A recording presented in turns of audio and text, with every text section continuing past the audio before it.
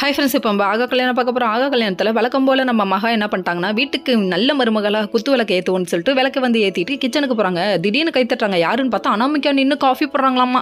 என்ன சீனுங்கிற ஓவர் பேச்சு உடம்புக்கு ஒத்துக்காது. சகுனி சித்ரா, நீங்கள் ஓவராக பேசாதீங்க, ஓரம் போய் நில்லுங்க அப்படிங்கிற மாதிரி இருந்தது. இந்தம்மா ஆடுற ஆட்டம் தாங்க முடியலம்மா. இந்தம்மா தான் காலில் சலங்கையை கட்டி விடுதுன்னா அதுக்கு இந்த சின்ன மாமியார் ஆடுறாங்க பாரு. ஐயோ முடியலப்பா சாமி அப்படிங்கிற மாதிரி இருக்குது.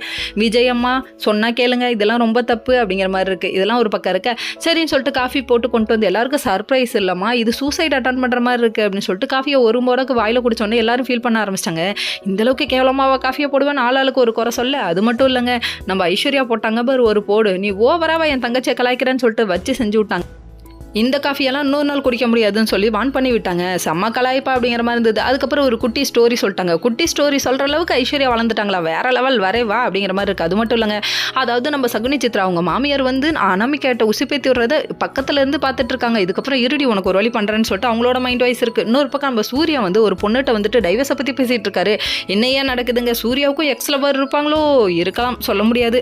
ஒருவேளை ஃப்ரெண்டாக கூட இருக்கலாம். நம்ம மகா எக்ஸ் லவர் நினச்சி தனியாக தப்பாக ஃபீல் பண்ணியிருக்கலாம். பார்க்குற ஆடியன்ஸ்க்கே அது தப்பாக தெரியுது. அப்படிங்கும் போது மகாவுக்கு தப்பாக தானே தெரிய ஆரம்பிக்கும். மகா வந்தால் ஃபோனை கட் பண்ணுறதும், இன்னொரு பக்கம் மகா ஆட்டோவில் உட்காந்துருக்காங்க. அந்த டைம் பார்த்து இவர் கூட்டு போகிறாருன்னு நினைக்கிறேன். பிரச்சனை வெடிக்க போகுது. என்ன நடக்க போகுதுன்னு வெயிட் பண்ணி பார்ப்போம். ஓகே ஃப்ரெண்ட்ஸ், நெக்ஸ்ட் வீடியோவில் பார்ப்போம். பாய்.